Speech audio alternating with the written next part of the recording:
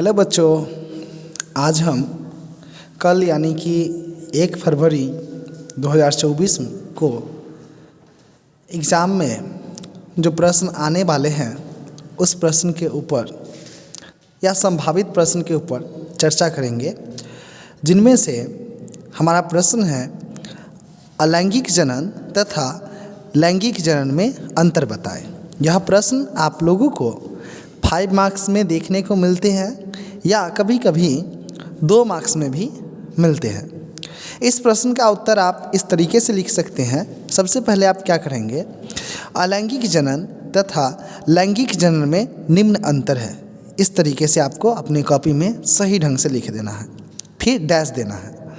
अब इस तरीके का एक डायग्राम बना लेना है और एक साइड में लिखना है अलैंगिक जनन, दूसरे साइड में लिखना है लैंगिक जनन, और बारी बारी से पॉइंट दे करके दोनों में क्या विभेद है उसको बताना है।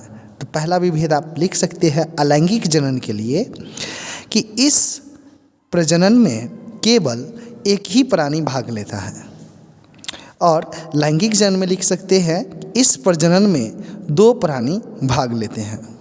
मतलब 2 प्राणी बोले तो नर और मादा दोनों। फिर अलैंगिक जनन के लिए दूसरा पॉइंट आपका हो सकता है, लिखिएगा अलैंगिक प्रजनन की इकाई कलिका हो सकता है या शरीर के कोई भी खंड हो सकता है, लेकिन वही लैंगिक जनन में आते हैं और इसके प्रजनन की इकाई को देखते हैं तो वह एक ही होता है युग्मक। क्या होता है? युग्मक।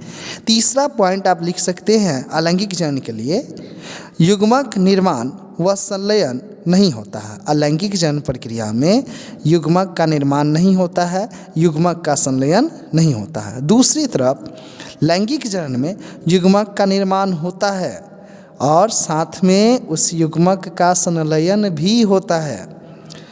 अगला पॉइंट आप लिख सकते हैं आनुवांशिक रूप से जनक के समान होता है। अलैंगिक जनन से जो जीव उत्पन्न होते हैं वह आनुवांशिक रूप से अपने जनक के समान होते हैं।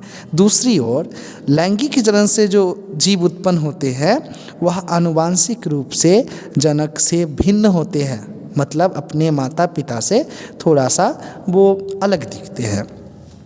अलैंगिक जनन में अगला पॉइंट आप लिख सकते हैं कि यह जनन ज़्यादातर अकशेरुकी व कशेरुकी जो जंतु होता है, दोनों प्रकार के जंतुओं में देखने को मिलता है।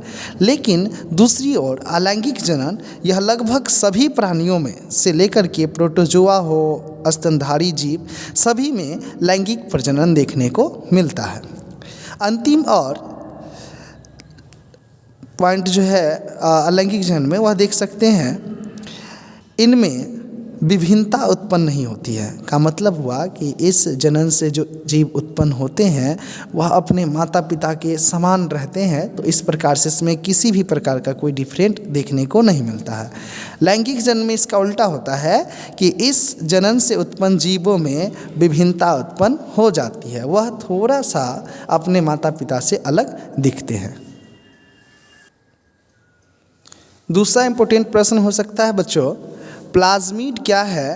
प्लाज्मिड की संरचना तथा उपयोगिता संक्षेप में लिखे। और यह प्रश्न आपके बिहार बोर्ड में पूछा भी जा चुका है, तो इसके लिए आप सही तरीके से आंसर ऐसे लिख सकते हैं कि प्लाज्मिड एक लघु डीएनए अणु है। कोशिकाओं के अंदर जो गुणसूत्रीय डीएनए से यांत्रिक रूप से अलग किया गया है। यह कोशिकाओं के अंदर जो गुणसूत्रीय डीएनए है उसे यांत्रिक रूप से अलग किया गया है तथा स्वतंत्र रूप से प्रतिलिपि किया गया है। अतः यह स्वतंत्र रूप से प्रतिलिपि करने वाला एक्स्ट्रा क्रोमोसोमल डीएनए है।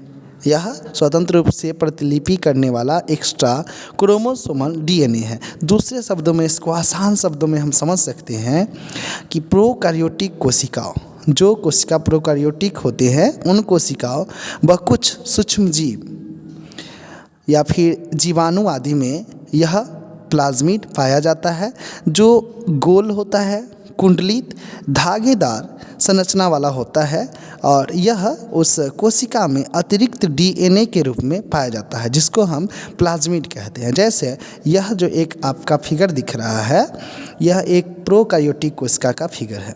इसमें आप देखिएगा कि इसमें स्वतः केंद्रक का अभाव होता है, जिस कारण से केंद्रक के ऊपर का जो केंद्रक कला पाया जाता है वह अनुपस्थित होता है, और जिस कारण से केंद्रक में मौजूद जो गुणसूत्र होते हैं वह कोशिका द्रव्य में ऐसे बिखरे पड़े होते हैं, जो डीएनए ही होता है। गुणसूत्र के अंदर डीएनए होता है। इस डीएनए के अलावा ऐसे ही प्रोकार्योटिक कोशिकाओं में गोल जैसा कुछ एक्स्ट्रा डीएनए पाया जाता है, जिसको हम लोग प्लाज्मिड कहते हैं। इसके संरचना की बात करते हैं तो किसी प्लाज्मिड की संरचना में वृत्ताकार डीएनए में प्रायः 1000 से लेकर 90,000 न्यूक्लियोटाइड्स की संख्या की व्याख्या की जाती है। अब इसकी उपयोगिता की चर्चा करेंगे तो प्लाज्मिड का उपयोगिता क्लोनिंग तकनीक में, स्थानांतरण तथा जीन की मैनिपुलेशन मतलब हेरा फेरी में किया जाता है। धन्यवाद।